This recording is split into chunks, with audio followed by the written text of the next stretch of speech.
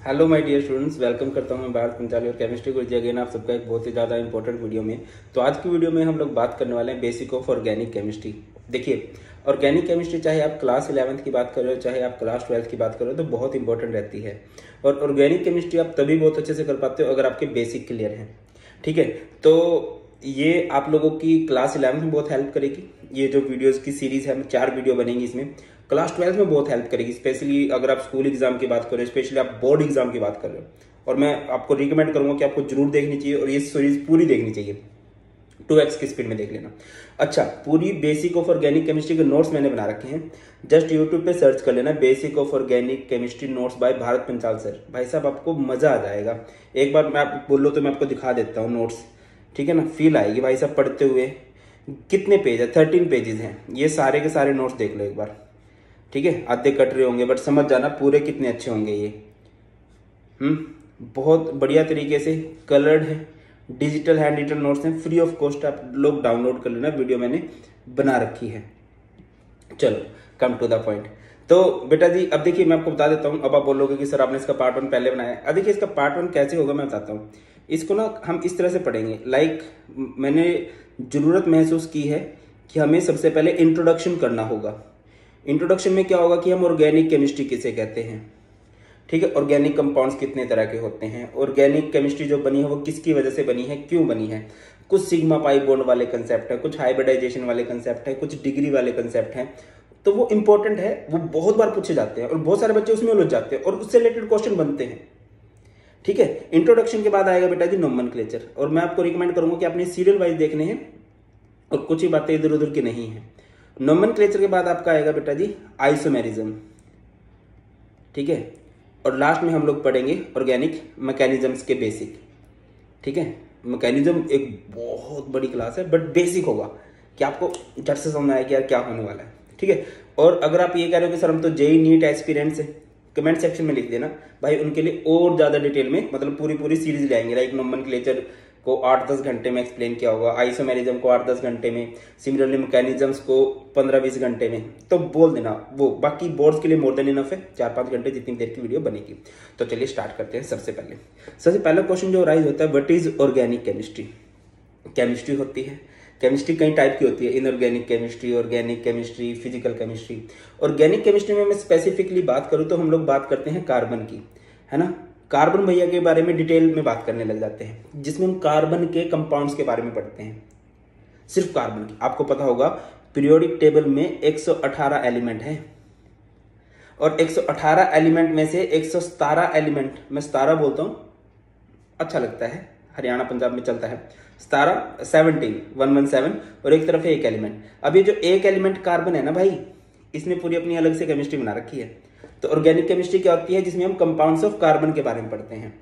और कार्बन के भी मोस्टली कौन से कंपाउंड की बात है भाई, कार्बन का बेस्ट फ्रेंड होता है। देखिए जैसे कार्बन की एक चेन है, कार्बन का बेस्ट फ्रेंड होता है बबलू हाइड्रोजन, ठीक है। हाइड्रोजन के अलावा कुछ लगा हो सकता है, लाइक Cl लगा हो सकता है, लाइक OH लगा हो सकता है, बट मोस्टली कार्बन हाइड्रोजन तो फिक्स है। तो ऑर्गेनिक केमिस्ट्री में हम किसके बारे में पढ़ते हैं, हाइड्रोकार्बन्स एंड देयर डेरिवेटिव्स। किसके बारे में पढ़ेंगे, हाइड्रोकार्बन्स एंड देयर डेरिवेटिव्स। बहुत बढ़िया सर, डेरिवेटिव समझते हैं ना। डेरिवेटिव्स को हिंदी में बोलते हैं अपघटक। मैं समझाता हूं। जैसे कि ना चाय बनाते हैं तो मोस्टली किससे बनाते हैं, पानी, चीनी, पत्ती, दूध, वो फिक्स है। अब डेरिवेटिव का मतलब क्या होता है, थोड़े बहुत पंगे ले लो, लाइक इसमें अदरक मिला दो, इलायची मिला दो, सौंफ, तुलसी, नमक, ये टेस्ट वाला हो जाते हैं, ठीक है, मिलाते हैं। बाकी आप लोग चाय में क्या क्या मिला के पीते हो कमेंट सेक्शन में बता देना। हाँ, तो ऑर्गेनिक केमिस्ट्री किसके बारे में पढ़ते हैं, हाइड्रोकार्बन्स के बारे में और उनके डेरिवेटिव्स के बारे में। अब सर कार्बन के पास ऐसी क्या शक्तियां थी कि कार्बन ने अपनी पूरी केमिस्ट्री बना दी। क्वेश्चन तो राइज होता है। कार्बन के पास 2 शक्तियां थी। शक्ति नंबर 1, टेट्रावैलेंसी ऑफ कार्बन।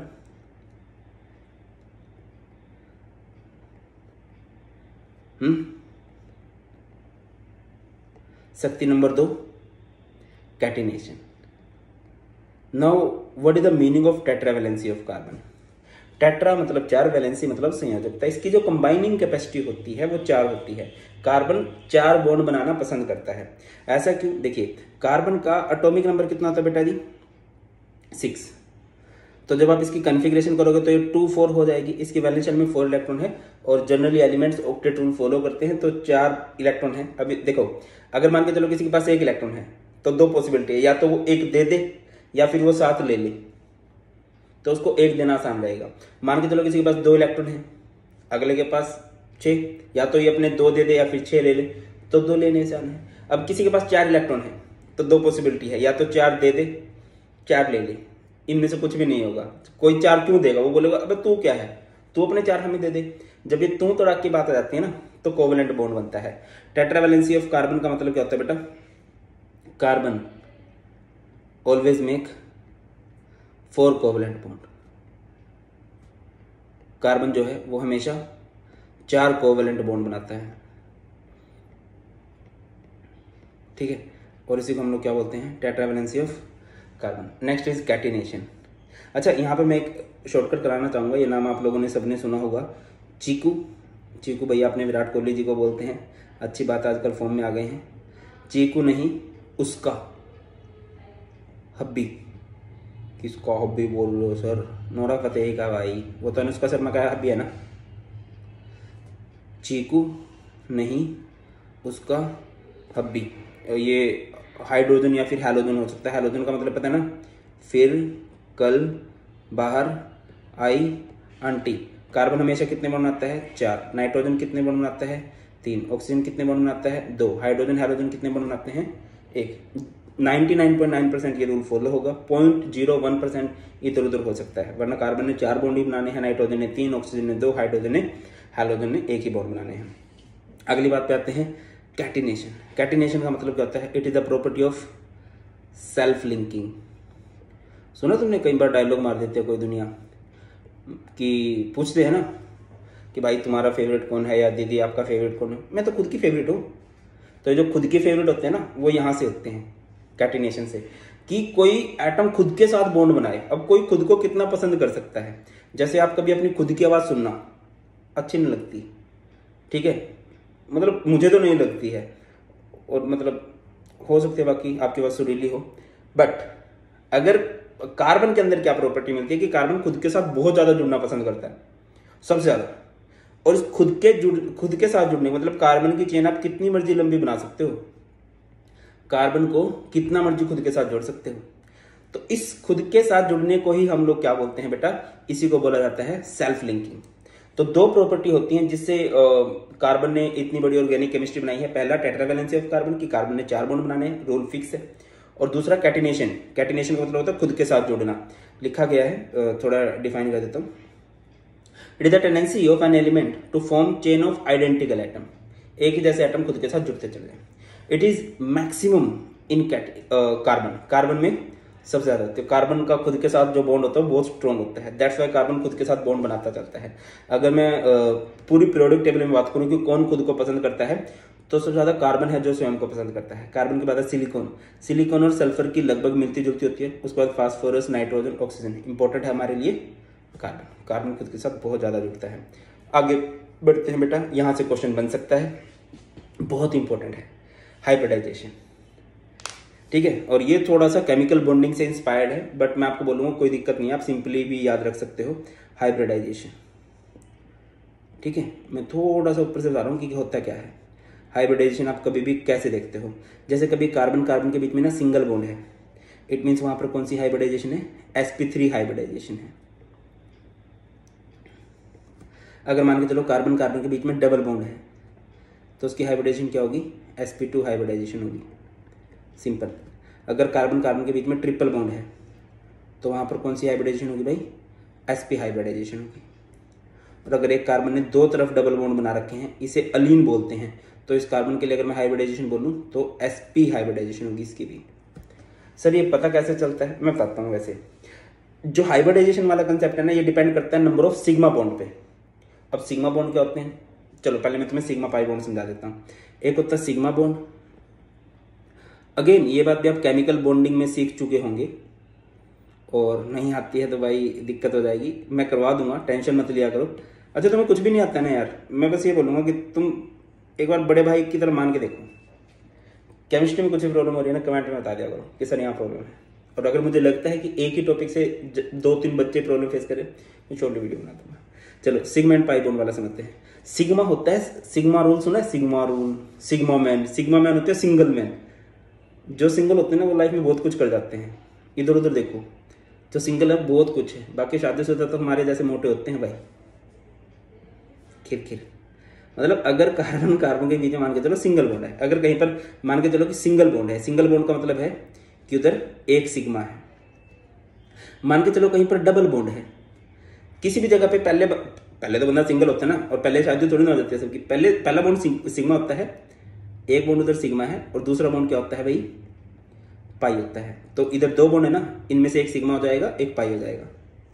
ठीक है, मान के चलो कहीं पर ट्रिपल बॉन्ड है, तो ट्रिपल बॉन्ड में पहला बॉन्ड तो सिग्मा होगा, पहले तो सिंगल है, फिर जोड़े हो गए उसके, है ना, इसके 2 बॉन्ड क्या हो गए? पाई हो गए। अच्छा, हाइड्रोजन आपको पता है हाइड्रोजन हमेशा सिंगल बॉन्ड बनाता है, तो hydrogen always make sigma bond. Hydrogen ने हमेशा कौन सा बॉन्ड बनाना है भाई? सिग्मा बॉन्ड बनाना है।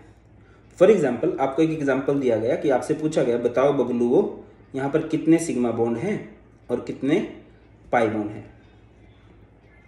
तो बहुत सिंपल है, आप हर जगह ना 2 एटम्स के बीच में बॉन्ड देखो।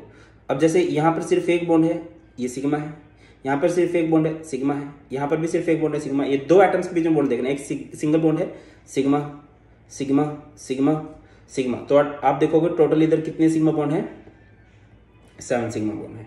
फॉर एग्जाम्पल कुछ ऐसा है, C डबल बॉन्ड C, इधर H H, इधर H H। अगर आप इधर नोटिस करो तो इधर कितने, देखिए हर जगह 2 एटम्स के बीच में एक बॉन्ड कट कर दो, क्योंकि पहला बॉन्ड सिग्मा होता है। जैसे कार्बन और हाइड्रोजन के बीच में एक ही बॉन्ड है तो सिग्मा, एक ही बॉन्ड है सिग्मा। 2 बॉन्ड है, एक सिग्मा सिग्मा सिग्मा। कितने बॉन्ड है जो कट गए हैं? 5 सिग्मा है, और एक बॉन्ड है जो अनकट है, तो एक बॉन्ड यहाँ पर क्या हो गया? पाई हो गया। क्लियर है? सिग्मा पाई बॉन्ड इस तरह से कैलकुलेट किए जाते हैं। कुछ और, जैसे कि आपको ये दे रखा है CH3 CH2 C triple bond CH। Simple बता रहा हूँ क्या। सबसे पहले आप नंबर ऑफ हाइड्रोजन देख लो, क्योंकि अब देखो यहाँ पर हाइड्रोजन के बॉन्ड खुल के नहीं है। जैसे इधर तो हाइड्रोजन के बॉन्ड खुले हुए थे ना, अलग अलग आपको हाइड्रोजन दिखाई दे रहा था, यहाँ पर हाइड्रोजन जुड़े हुए हैं। तो नंबर ऑफ हाइड्रोजन देख लो, इधर 3 2 5 1 6 हाइड्रोजन है, तो हाइड्रोजन हमेशा सिग्मा बॉन्ड बनाते हैं, तो 6 सिग्मा बॉन्ड हो गए। और वो आपको कैसे पता? कार्बन हाइड्रोजन के बॉन्ड के कारण। अब इसके बाद जो बॉन्ड आपको दिखाई दे रहे हैं वहां से एक बॉन्ड कट करो। जैसे यहाँ पर एक बॉन्ड है, कट कर दिया, 1 2, यहाँ पर ट्रिपल बॉन्ड है ना, एक इधर से कट कर दिया, तो 3 सिग्मा ये हो गई, क्योंकि ये बॉन्ड कार्बन कार्बन के बीच में है। तो कितने सिग्मा हो गए भाई? इधर से 9 सिग्मा। अब कितने बॉन्ड है जो अनकट है? कितने बॉन्ड है जो अभी तक कटे नहीं है? 2 बॉन्ड है जो बेटा जी अभी तक नहीं कटे हैं, तो 2 बॉन्ड इधर क्या हो गए? पाई हो गए। गेटिंग माई पॉइंट और नोट? हाइड्रोजन गिन लो, ठीक है, हाइड्रोजन गिन लोगे। उसके बाद ये देखो कि हर जगह से एक बॉन्ड कट कर दो, क्योंकि सिंगल बॉन्ड तो सिग्मा ही होता है, और जो बॉन्ड अनकट बचे वो पाई। दोबारा समझाता हूँ, जैसे कि ये है CH2 double bond CH, single bond CH, double bond CH2। ठीक है, तो बताइए इसमें कितने सिग्मा है, कितने पाई है? आई थिंक सही है ना, 2 2 4 3 4, ठीक है। तो भाई सबसे पहले हाइड्रोजन गिन लो, 2 3 4 2 6 हाइड्रोजन, मीन्स हाइड्रोजन की वजह से 6 सिग्मा हो गए। कार्बन हाइड्रोजन का जो बॉन्ड है उसकी वजह से 6 सिग्मा हो गए। अब हर जगह से एक बॉन्ड कट कर दो। अच्छा, एक बात मैं बता देता हूँ, मैं थोड़ा इधर उधर उलझा रहता हूँ, अगर क्वेश्चन में एक आधी बात गलत कर देता हूँ तो समझ जाना, आपको कंसेप्ट क्लियर होना चाहिए, ठीक है। चलो, अब 2 एटम्स के बीच में बॉन्ड है, एक बॉन्ड कट कर दो, एक इधर एक ही बॉन्ड है, कट कर दो, तो 3 सिग्मा इधर हो गए भाई, 3 6 और 3 9 सिग्मा हो गए। अब कितने बॉन्ड है जो अनकट है, जो कटे ही नहीं है, जिनको आप कट नहीं रहे? ये 1 और ये 2, तो 9 सिग्मा है, और 2 इधर क्या है बेटा? पाई। एक छोटा सा होमवर्क देता हूँ, कमेंट सेक्शन में बताना इधर कितने सिग्मा है। CH triple bond CH। मैं तुमसे सिंपली पूछता हूँ, क्यों? क्योंकि हायर लेवल के तो तुम लोग प्रैक्टिस कर ही लोगे ना, बेसिक क्लियर होना चाहिए कि हाँ यार सर कहना क्या चाह रहे हैं। आई थिंक सबको सिग्मा पाई बॉन्ड क्लियर हो गए होंगे। अब हाइब्रिडाइजेशन वाला कंसेप्ट समझने की कोशिश करते हैं। अब देखो, जितने सिग्मा बॉन्ड होते हैं ना, जैसे ये कार्बन है, ये 4 सिग्मा बॉन्ड बनाएगा, तो इसकी sp3 हाइब्रिडाइजेशन, ये कितने सिग्मा बनाएगा? अगर आप स्पेसिफिकली इस कार्बन की बात कर लो, 1 2 3, क्योंकि ये तो जो इधर तो डबल आ गया, पाई हो गया, तो 3 सिग्मा बॉन्ड है। 3 सिग्मा बॉन्ड की वजह से sp2 3 ऑर्बिटल रहेंगे ना, 1 और 2 3। इधर कितने हैं? 1 2 3, 4 सिग्मा बॉन्ड, 4 ऑर्बिटल, तो sp3, एक s का ऑर्बिटल और 3 p के 4। अब जैसे इस कार्बन की तरफ अगर आप नोटिस करो, इस तरफ इसका सिंगल बॉन्ड रहेगा, है ना। अब देखो इसने कितने सिग्मा बॉन्ड बना रखे हैं? 1 2, 2 सिग्मा है, 2 ऑर्बिटल है, sp हाइब्रिडाइजेशन। अब जैसे इस कार्बन की तरफ नोटिस करो, इस कार्बन के इधर उधर घूमो तो इसको कट कर दो, इसको कट कर दो, 2 सिग्मा है, 2 बॉन्ड पाई है। Sigma bond is hybridization, sigma bond 2 sigma है, 2 ऑर्बिटल है, तो sp हाइब्रिडाइजेशन हो जाएगी। आपको इस तरह समझ में आया है सिग्मा पाई बॉन्ड से, तब भी अच्छी बात है। अगर आपको इस तरह से आ गया तब भी अच्छी बात है कि भाई अगर कहीं पर सिंगल बॉन्ड है तो sp3 हाइब्रिडाइजेशन, डबल बॉन्ड है तो sp2, ट्रिपल बॉन्ड है तो sp, और अगर एक कार्बन के 2 तरफ डबल बॉन्ड है, इस तरह को बोलते हैं अलीन, तो उधर भी sp हाइब्रिडाइजेशन है। अब पेपर में क्वेश्चन किस तरह से आएगा मैं बताता हूँ। जैसे कि आपको इधर रखा है CH3 CH double bond, CH single bond, C triple bond, CH। अब मैं आपसे पूछता हूँ बताइए इसमें कितने सिग्मा और कितने पाई बॉन्ड है? सिंपल बबलू भैया, बहुत सिंपल। तो सॉरी, सिग्मा पाई बॉन्ड नहीं बताने, इसमें हाइब्रिडाइजेशन बतानी है। अगर आप देखो इस कार्बन को, इसके इधर उधर घूम जाओ, इसने सिर्फ सिंगल बॉन्ड बना रखा है, और मतलब टोटल क्या हो जाएगा? 4 सिग्मा हो जाएंगे। या फिर देखो सिंगल बॉन्ड है ना, तो हाइब्रिडाइजेशन क्या रहेगी भाई? sp3। अगर आप इसने देखो, इसने डबल बॉन्ड बना रखा है, इधर उधर घूमो तो इसने डबल बॉन्ड बना रखा है, इसकी हाइब्रिडाइजेशन क्या हो जाएगी? sp2। इसके भी इधर उधर घूम जाओ, इधर उधर घूमने को हम लोग बोलते हैं गेड़िया लगाना, है ना। हरियाणा वाले कनेक्ट कर पाएंगे, हरियाणा वाले यूपी वाले भी शायद। गेड़िया लगाना, गेड़िया लगाना मतलब इधर उधर घूमना। तो इस कार्बन के जब इधर उधर घूमे तो इसने भी डबल बॉन्ड बना रखा है। अगर आप देखो तो इस कार्बन ने डबल बॉन्ड बना रखा है, तो इसकी हाइब्रिडेशन क्या हो जाएगी? sp2। अगर आप इस कार्बन को देखो, इधर उधर घूम जाओ तो ट्रिपल बॉन्ड बना रखा है, ट्रिपल बॉन्ड तो कौन सी हाइब्रिडेशन होगी भाई? sp। अगर आप इस कार्बन के इधर उधर घूम जाओ तो इसने भी ट्रिपल बॉन्ड बना रखा है और ट्रिपल बॉन्ड बना रखा है, तो बेटा जिसकी हाइब्रिडेशन क्या होगी? sp होगी। Getting my point? Single bond है sp3, डबल बॉन्ड है sp2, ट्रिपल बॉन्ड है sp।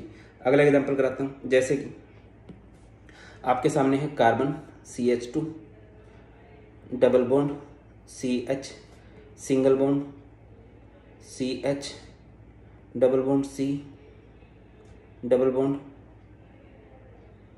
CH। बहुत अच्छा एग्जांपल है, बहुत अच्छा। अब बताओ इसकी हाइब्रिडेशन क्या होगी? नोटिस कर पा रहे हो? इधर उधर घूमना आपने। अगर आप इसके इधर उधर घूमते तो इसने सिर्फ एक डबल बॉन्ड बना रखा है, तो हाइब्रिडाइजेशन sp2। इसने भी एक डबल बॉन्ड बना रखा है, तो हाइब्रिडाइजेशन sp2। इसने भी एक डबल बॉन्ड बना रखा है, वेरी गुड, sp2। अगर आप इसको देखो, इसने 2 तरफ डबल बॉन्ड बना रखा है। अगर एक के 2 तरफ डबल बॉन्ड है तो उसकी हाइब्रिडाइजेशन क्या होती है भाई? sp होती है। और इस कार्बन को देखो तो इसने क्या कर रखा है? एक तरफ डबल बॉन्ड बना रखा है, तो इसकी हाइब्रिडेशन क्या हो जाएगी? sp2। क्लियर? आई थिंक तो क्लियर होगी भाई। ठीक है, चलो जी, बहुत शानदार। आगे बढ़ते हैं। तो मैंने सिंपल क्या बताया आपको कि अगर कार्बन कार्बन के बीच में मान के चलो सिंगल बॉन्ड है, तो हाइब्रिडेशन क्या होगी? sp3। अगर मान के चलो कार्बन कार्बन के बीच में डबल बॉन्ड है, तो उधर हाइब्रिडेशन क्या हो जाएगी? sp2। अगर कार्बन कार्बन के बीच में मान के चलो ट्रिपल बॉन्ड है, तो उसकी हाइब्रिडेशन हो जाएगी sp। या फिर क्या हो सकता है, एक कार्बन ने 2 तरफ डबल बॉन्ड बना रखे हो, तब भी उसकी हाइब्रिडेशन क्या हो जाएगी? sp। अब हाइब्रिडाइजेशन से रिलेटेड ना ज्योमेट्री होती है, याद रख लेना। या फिर ये बहुत सिंपल टॉपिक है, आप वेस्पर थ्योरी से भी कर सकते हो। करवाऊंगा मैं, केमिकल बॉन्डिंग एक इंपॉर्टेंट चैप्टर वो मैं करवाऊंगा। अगर आपको वीक लगता है तो कर लेना, ठीक है ना। तो sp3, तो इसकी ज्योमेट्री क्या हो जाएगी? टेट्राहेड्रल, ठीक है ना। और टेट्राहेड्रल कुछ इस तरह से बनाते हैं, ठीक है ना। आपको पता होना चाहिए, जैसे कि ये इधर A B B B B, और इधर बॉन्ड एंगल होता है 109 डिग्री 28 मिनट। पूछ लिया जाता है कि अगर हाइब्रिडाइजेशन sp3 है तो ज्योमेट्री क्या होगी, पता होनी चाहिए। sp2 हाइब्रिडाइजेशन, sp2 का मतलब क्या समझोगे कि उस कार्बन ने डबल बॉन्ड बना रखा है, और उधर ज्योमेट्री क्या रहेगी बेटा? उधर आपको ज्योमेट्री देखने को मिलेगी ट्राइगोनल प्लेनर, ट्राइगोनल प्लेनर कुछ इस तरह से। जैसे कि ये A है, इस तरह से, ठीक है। तो यहाँ पर बॉन्ड एंगल होता है बेटा जी 120 डिग्री। और मान के चलो sp हाइब्रिडाइजेशन है तो इस शेप को हम लोग क्या बोलते, okay very nice, happy birthday to you. इसे बोलते हैं लीनियर। क्या बोलते हैं, लीनियर। और अगर लीनियर है, लीनियर ऐसे बनती है ए बी बी, और यहाँ पर बॉन्ड एंगल कितना होगा भाई 180 डिग्री होगा। ठीक है, पूछ लिया जाता है, आपको पता होना चाहिए। sp3 हाइब्रिडाइजेशन है तो टेट्राहेड्रल ज्योमेट्री, sp2 हाइब्रिडाइजेशन है तो ट्रायगोनल प्लेनर, और अगर sp है तो उसे हम लोग बोल देते हैं लीनियर। अब आपसे पूछ लिया जाता है स्ट्रेंथ ऑफ बॉन्ड। आप खुद से बताओ कौन सी बॉन्ड में ज्यादा स्ट्रेंथ होगी। यार सिंपल बात है भाई, वो याद है एकता में बल है। एकता मतलब एकता कपूर नहीं, यूनिटी स्ट्रेंथ। अगर कहीं पर सिंगल बॉन्ड है इजीली टूट जाएगा, थोड़ा सा डबल बॉन्ड है तो उसमें थोड़ा और टाइम लगेगा, और अगर ट्रिपल बॉन्ड है तो उसमें और। ठीक है ना, स्ट्रेंथ सबसे ज्यादा किसकी होती है भैया, ट्रिपल बॉन्ड की। अच्छा, बॉन्ड लेंथ का अगर मैं ऑर्डर पूछूं, मैं एक चीज बता देता हूं, बॉन्ड लेंथ इज, अच्छा जो स्ट्रेंथ होती है वो डायरेक्टली प्रोपोर्शनल होती है टू बॉन्ड ऑर्डर। मतलब जितना बॉन्ड ऑर्डर बढ़ेगा बॉन्ड मल्टीप्लिसिटी बढ़ेगी, बॉन्ड स्ट्रेंथ बढ़ेगी। और जो बॉन्ड लेंथ होती है ना वो इनवर्सली प्रोपोर्शनल होती है ब्रो।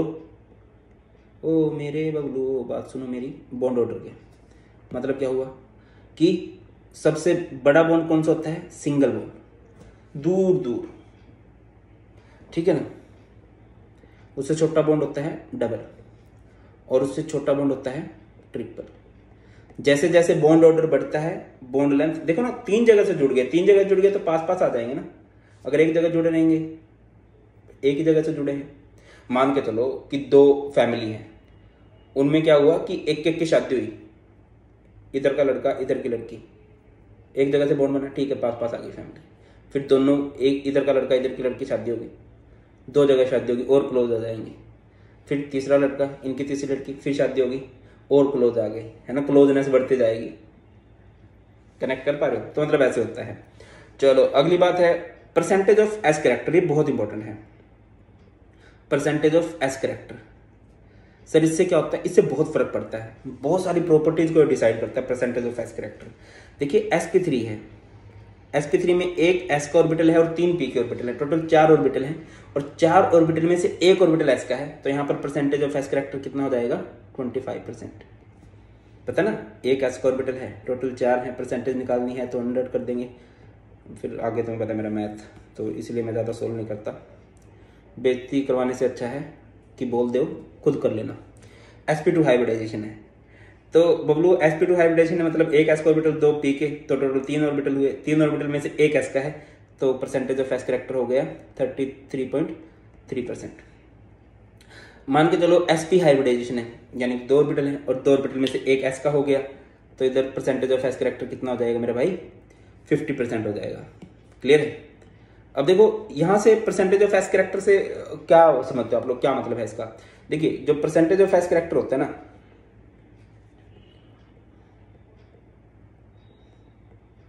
वो दो चीजों पे दो बातें होती हैं यहाँ पर।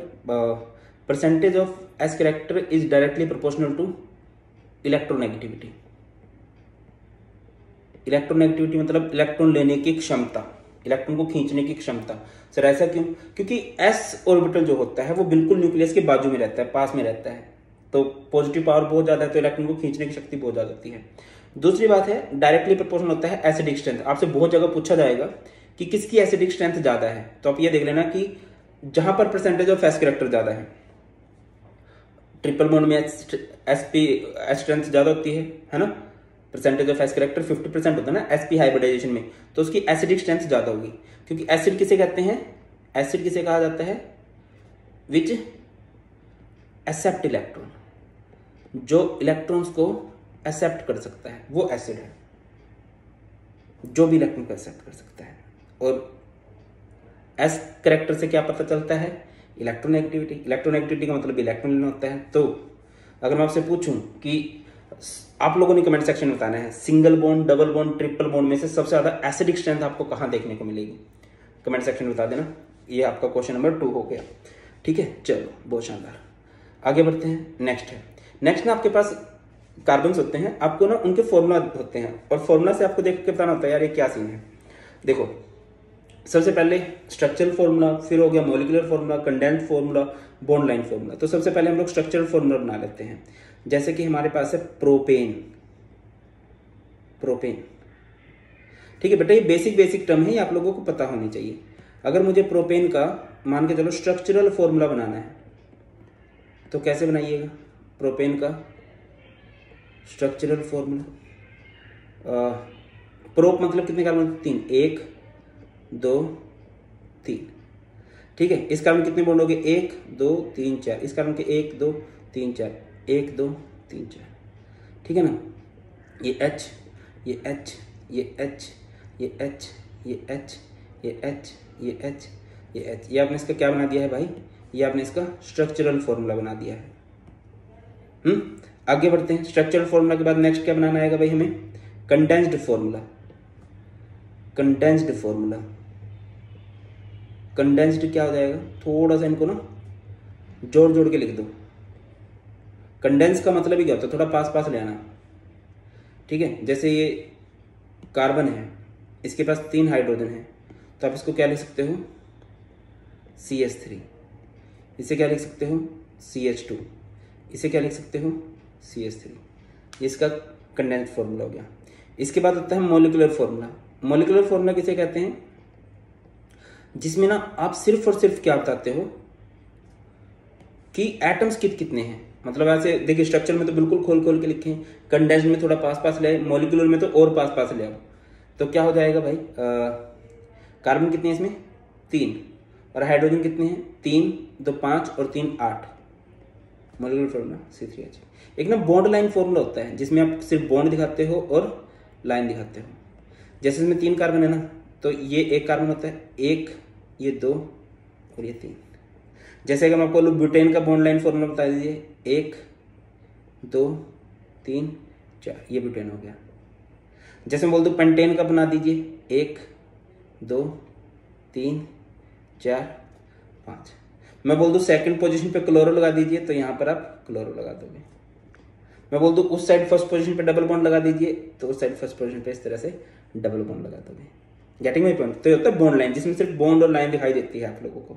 स्ट्रक्चरल क्लियर है, सब कुछ खोल के लिखोगे, कंडेंस में थोड़ा पास लेके आओगे, और मॉलिक्यूलर में क्या हो जाएगा? और ज्यादा पास, सिर्फ नंबर दिखने चाहिए कि हाँ यार कितने नंबर ऑफ एटम्स हैं उस स्पेसिफिक मॉलिक्यूल के अंदर।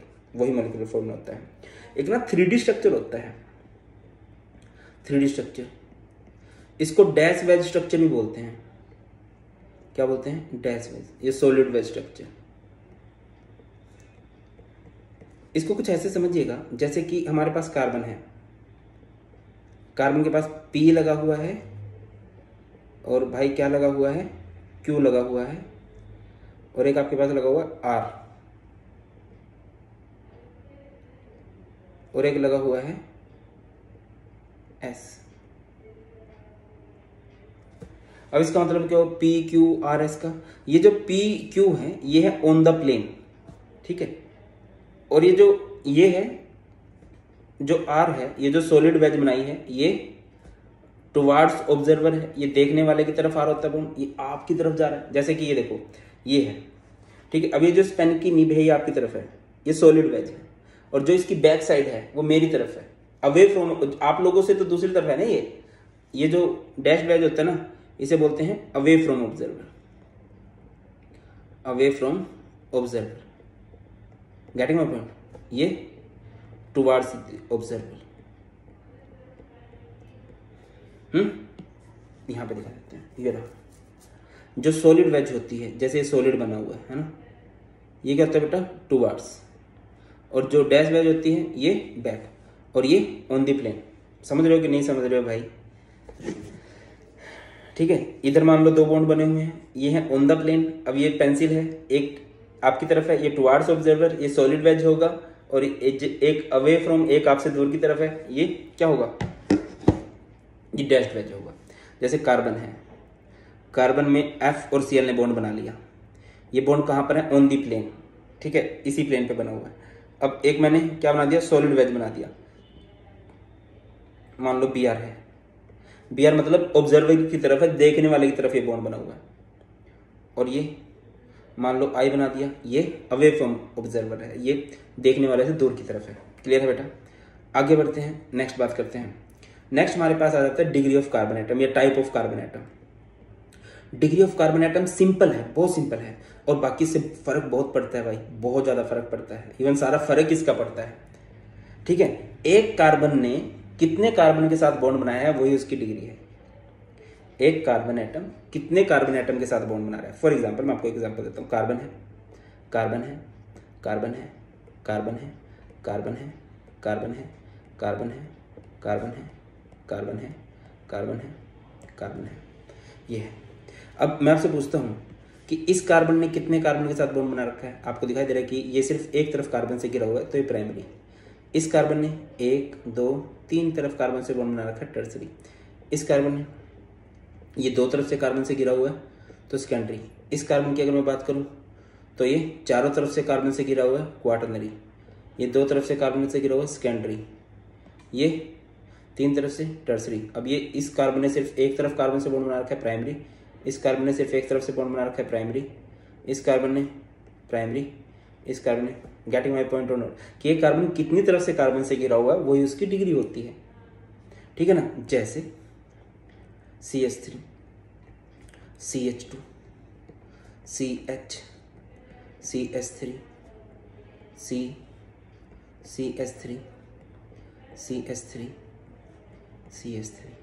देखिए अगर सिर्फ कार्बन कार्बन है ना तो वहां पे कार्बन की सिर्फ कार्बन कार्बन है, तो यहां पर आप 4 रख सकते हो, क्योंकि कार्बन 4 बॉन्ड बना सकता है कार्बन के साथ। सिर्फ कार्बन है, कुछ और होता है एक अलग बात होती है।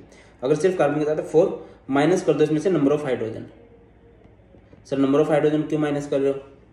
क्योंकि हाइड्रोजन माइनस हो जाएगा, इट मीन्स उतने बॉन्ड ही तो कार्बन के साथ बने हुए हैं। जैसे यहां पर अप्लाई करो, अगर आपको दिखाई दे रहा हो इस कार्बन ने एक बॉन्ड कार्बन की तरफ बना रखा है, अपना रूल लगा लो, 4 minus number of hydrogen, 3 hydrogen, 4 minus 3 is 1 degree. इस कार्बन को अगर आप देखो तो ये 2 तरफ से कार्बन से घिरा हुआ है, 4 माइनस 2 इज 2 डिग्री। अगर आप इस कार्बन को देख लो तो ये 3 तरफ से कार्बन से घिरा हुआ है, 4 माइनस 1 इज 3 डिग्री। इस कार्बन को देख लो तो ये चारों तरफ से इसने कार्बन से बॉन्ड बना रखे हैं, 4 माइनस नंबर ऑफ हाइड्रोजन कितनी है 0, तो 4 डिग्री। बात क्लियर होती है कि नहीं होती है? मेरे हिसाब से तो क्लियर होगी। सिमिलरली अगर आप इसको भी देख लो, इसने एक बॉन्ड कार्बन की तरफ बना रखा है, या 4 माइनस नंबर ऑफ हाइड्रोजन कितनी है 3, 4 माइनस 3 इज 0 डिग्री, ये हो जाएगा। इस तरह से आप बॉन्ड लाइन स्ट्रक्चर में भी देख सकते हो भाई, ये है।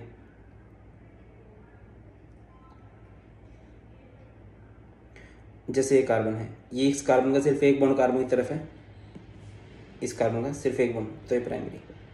अगर आप इस कार्बन को देखो तो इसने 3 बॉन्ड कार्बन की तरफ बना रखे हैं, टर्सरी। इस कार्बन को देखो इसने 2 तरफ, सेकेंडरी। इस कार्बन को देखो तो ये जो कार्बन है ये क्वाटरनरी। इस तरह से आप डिग्री ऑफ कार्बन एटम बता सकते हो। अच्छा, एक आपसे ना पूछा जाता है alpha carbon, beta carbon, gamma carbon, ये क्या सीन है? देखिए जैसे कि ना आपके पास एक फंक्शनल ग्रुप है कोई भी, जैसे कि मान के चलो ये फंक्शनल ग्रुप है OH, ठीक है, इस तरह से। अब देखिए जिस कार्बन से फंक्शनल ग्रुप जुड़ता है ना उसको बोलते हैं अल्फा, उससे नेक्स्ट जो होता है वो होता है बीटा, उससे नेक्स्ट होता है गामा। देखिए कार्बन के साथ क्या लगा होना एक नॉर्मल बात है, कार्बन के साथ हाइड्रोजन लगा होना एक नॉर्मल बात है। अगर उससे अलग चीज है तो उसे हम फंक्शनल ग्रुप मान लेते हैं और उसके रिस्पेक्ट में देखते हैं। जैसे कार्बन कार्बन कार्बन, Cl है। अब इस कार्बन पे Cl लगा हुआ तो ये अल्फा, इससे नेक्स्ट बीटा, इससे नेक्स्ट गामा। जैसे कि कार्बन कार्बन कार्बन CH, ये फंक्शनल ग्रुप है। इस कार्बन से लगा हुआ है तो ये अल्फा, इससे नेक्स्ट बीटा, इससे नेक्स्ट गामा, ठीक है। ये अल्फा बीटा गामा हम लोग इस तरह से देख लेते हैं बेटा जी। आगे बढ़ते हैं, नेक्स्ट बात करते हैं अल्फा बीटा गामा के बाद। नेक्स्ट एक टॉपिक आता है, क्योंकि ना 12th क्लास में जितनी भी ऑर्गेनिक केमिस्ट्री पढ़ते हैं वो सब कुछ फंक्शनल ग्रुप पे है। कार्बन के साथ हाइड्रोजन लगा होना एक नॉर्मल बात होती है। अगर कार्बन के साथ हाइड्रोजन के अलावा कुछ हो जाता है ना तो उन्हें फंक्शनल ग्रुप बोलते हैं। और फंक्शनल ग्रुप उस कार्बन की चेन का उन हाइड्रोकार्बन्स की प्रॉपर्टीज को अल्टर कर देता है, उनकी प्रॉपर्टीज को चेंज कर देता है, ठीक है। यही लिखा गया है, एटम और group of atom in a molecule which is responsible for the characteristic chemical properties of organic compound are known as functional group. For example आपने देखा होगा अल्कोहल, छोटी क्लासेस में पढ़ा होगा अल्कोहल। अल्कोहल एक फंक्शनल ग्रुप है, वो कार्बन चेन की प्रॉपर्टीज को चेंज कर देता है। जैसे कि कार्बोक्सिलिक एसिड, ठीक है, कार्बोक्सिलिक एसिड COOH, ये अगला पार्ट जो है नोमेनक्लेचर में बहुत डिटेल में मैंने करवाया हुआ, टेंशन मत लो। ठीक है, आगे बढ़ते हैं। यहाँ तक आई थिंक सब कुछ क्लियर होगा। इसके बाद हम क्लासीफाई करते हैं ऑर्गेनिक कंपाउंड्स को। ऑर्गेनिक कंपाउंड्स किसे कहते हैं? कार्बन के कंपाउंड्स, या कह लीजिए हाइड्रोकार्बन्स और उनके डेरिवेटिव्स।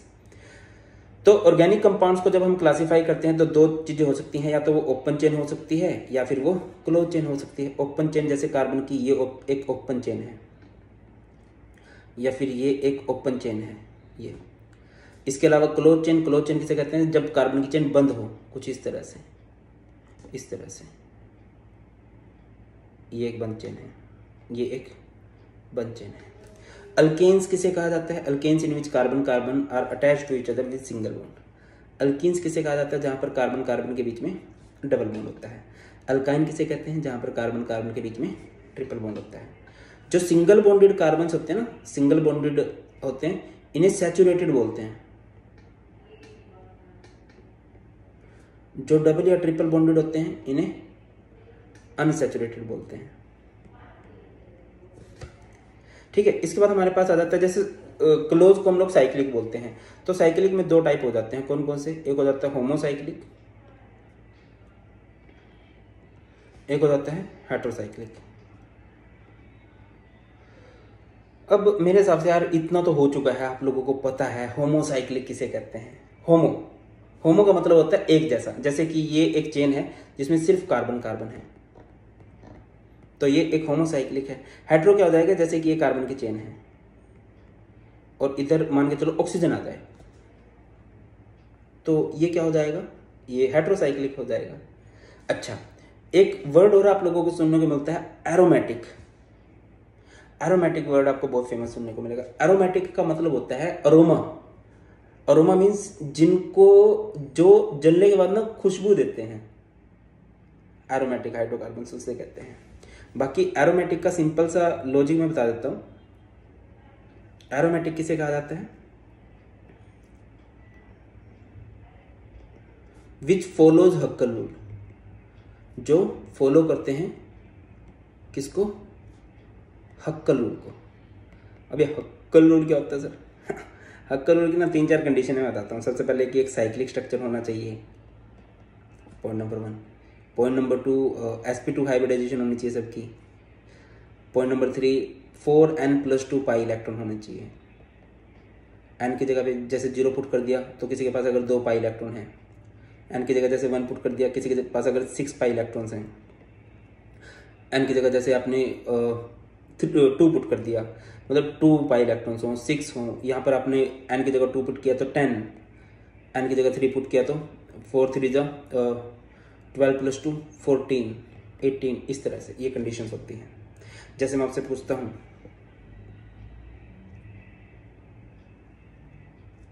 क्या ये हमारे पास एक एरोमेटिक हाइड्रोकार्बन है? तो इसका आंसर है YES, यस। अब आप पूछोगे सर कैसे? पहला क्वेश्चन, हमारी 3 कंडीशन सेटिस्फाइड होनी चाहिए। पहला कि क्या ये साइक्लिक है? यस, एक बंद स्ट्रक्चर है। दूसरी कंडीशन, क्या इनकी हाइब्रिडाइजेशन sp2 है? बिल्कुल है। अगर आप इस कार्बन को देखो तो इसने डबल बॉन्ड बना रखा है। इस कार्बन को देखो डबल बॉन्ड, इस कार्बन को देखो डबल बॉन्ड, इस कार्बन को देखो डबल बॉन्ड, इस कार्बन को देखो डबल बॉन्ड, इस कार्बन को देखो, सब ने। तो इसकी भी sp2 हाइब्रिडाइजेशन है, इसकी भी sp2 हाइब्रिडाइजेशन है, इसकी भी sp2 हाइब्रिडाइजेशन है, इसकी भी sp2 हाइब्रिडाइजेशन है, इसकी भी sp2 हाइब्रिडाइजेशन है, इसकी भी sp2, सबकी sp2 हाइब्रिडाइजेशन है। अब ठीक है सर, sp2 हाइब्रिडाइजेशन में बात क्लियर होगी। अब पॉइंट नंबर 3 पे आते हैं। पॉइंट नंबर 3 है 4n+2 पाई इलेक्ट्रॉन। पहली बात इसके पास पाई बॉन्ड देखो, देखो ये तो सिंगल बॉन्ड है बेटा, ये तो सिंगल बॉन्ड है। आपने सिंगल बॉन्ड को नहीं देखना, आपने देखना है पाई बॉन्ड को। तो पाई बॉन्ड कितने हैं? 1 2 3। एक बॉन्ड में 2 इलेक्ट्रॉन होते हैं, 3 पाई बॉन्ड यानी 6 पाई इलेक्ट्रॉन्स। तो क्या हमारी कंडीशन सेटिस्फाई हो रही है? तो यस। 2 6 10 14 18 22 इतने पाई इलेक्ट्रॉन अगर हैं तो वो हक्कल रूल को फॉलो करता है, और उसको हम लोग क्या बोलते हैं कि यस ये भाई साहब हमारे पास एरोमेटिक है।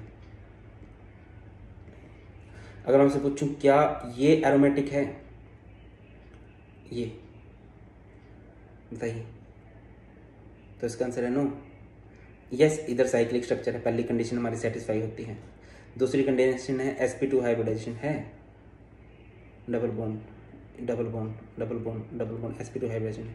कंडीशन नंबर 3, पाई इलेक्ट्रॉन्स कितने हैं, पाई बॉन्ड देखो 1 2 है ना, देखिए ये तो सिंगल बॉन्ड ही है ना, ये तो सिंगल ही है, डबल तो ये है, 2 डबल बॉन्ड है, 2 डबल बॉन्ड यानी 4 पाई इलेक्ट्रॉन। अब 4 पाई इलेक्ट्रॉन तो नहीं आ रहे ना हमारी उसके अंदर, 2 हों 6 हों 10 हों, इस तरह से होने चाहिए 4 पाई इलेक्ट्रॉन्स।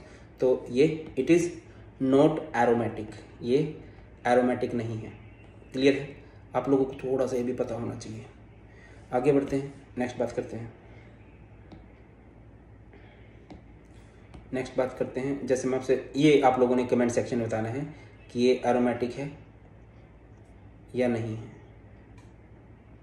सोच समझ के देखना। 3 कंडीशन साइक्लिक होना चाहिए, सारे कार्बन की sp2 को हो सकता है उसके इधर उधर उनके देख लेना कि डबल बॉन्ड बना रखा है कि नहीं, और पाई इलेक्ट्रॉन मैंने बता दिया कितने पाई इलेक्ट्रॉन्स होने चाहिए। तो ये है बेटा जनरल सी टर्म्स जो आपसे पूछी जा सकती हैं, जो आपको पता होनी चाहिए ऑर्गेनिक केमिस्ट्री में आगे बढ़ने से पहले। इसके बाद नोमेनक्लेचर आएगा, इसके बाद आइसोमेरिज्म आएगा, और उसके बाद मैकेनिज्म्स आएगा। और कुछ नहीं बोलूँगा, इट्स ऑन यू। जितने क्वेश्चन पूछे उनका आंसर कर देना और अपने फ्रेंड्स के पास शेयर कर देना। ख्याल रखिए अपना, God bless you, please take care, जय हिंद।